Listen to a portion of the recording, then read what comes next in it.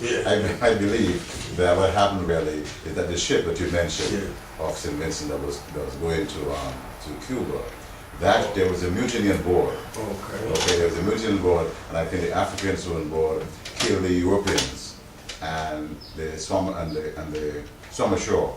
That's one version. The other version is that the Garifunas who were in St. Vincent, they realized that these Africans were on board, and they probably attacked the ship, killed Europeans, and as a result we have African brothers mixed together.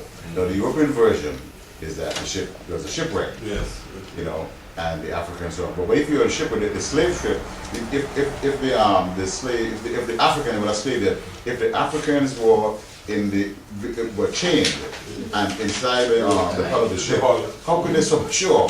So there must have been some intrigue in this. They probably kill the Europeans, free themselves, and swim ashore. Or the Garifunas realize and they come and they kill Europeans, free the Africans, and come aboard. You see, so they're different versions, you know. But it seems like it's somewhere around the 17th century that took place.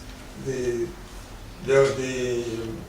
blacks were introduced to St. Vincent, and there was a time when the island was divided in two for the black Caribs and the yellow Caribs.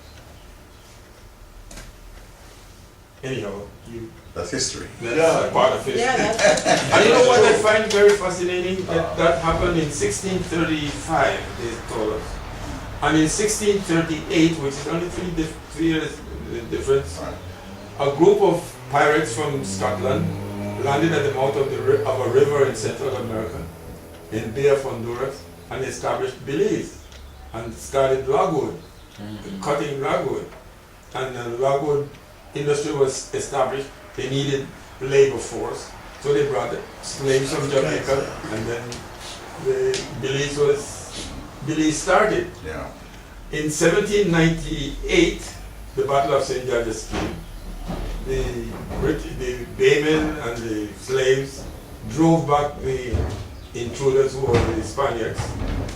And in 1797, the Garifuna War against the British occurred in St. Vincent, 79 and 78, very close. And it was that year that the Garifuna people were expelled or banished from St. Vincent to Raton. Look at the parallel there. While the events were taking place in St. Vincent, events were taking place in Belize at the same time. And we eventually came around and lived with people in Belize. Interesting. Very fascinating. Anyway, I think the history is fascinating. We can take a break now. But there are still Garifunas in St. Vincent. Oh yes. There's one. No. Okay, so who are the ones that got kicked out of St. Vincent? Was there like the dark steel ones? Well, what we believe, he would still be there.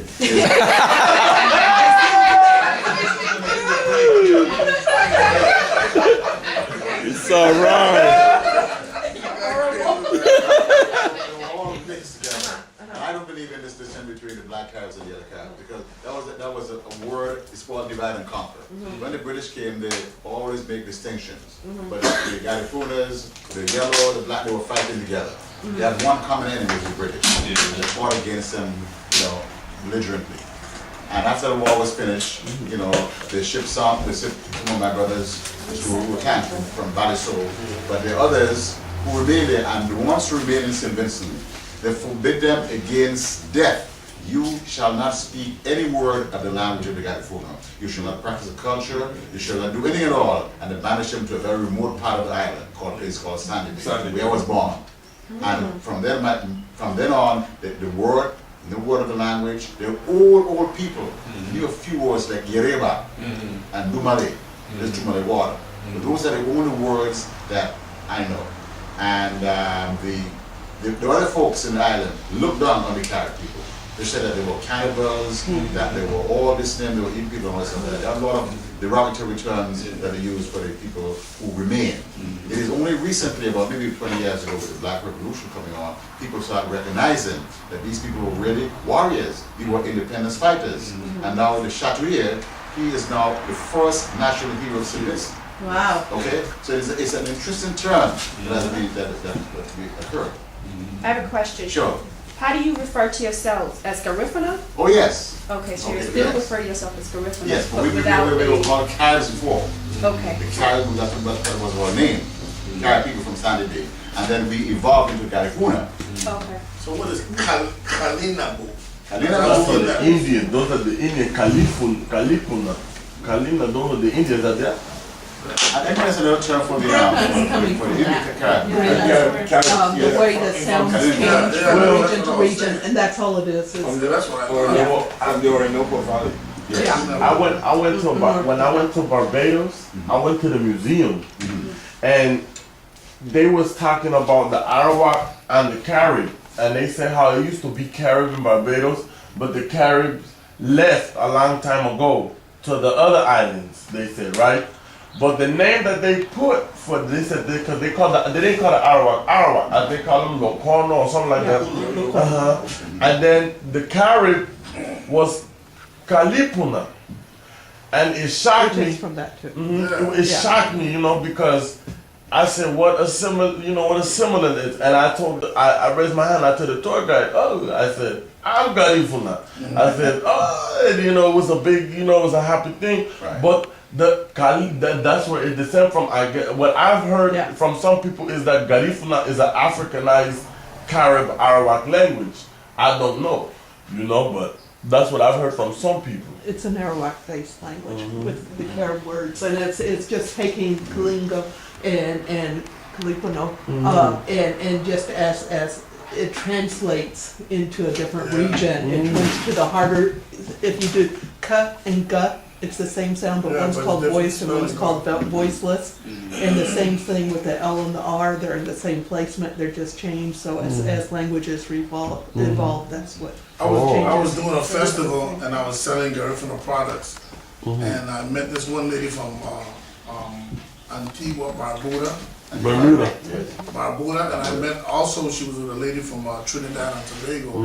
And they were telling me about these huge communities of Garifuna people, Caribs. Yeah, there's a in large these places. community. But when we look at our history, we only count Nicaragua, Honduras, Guatemala, and Belize. And I figured in the times when all this was happening,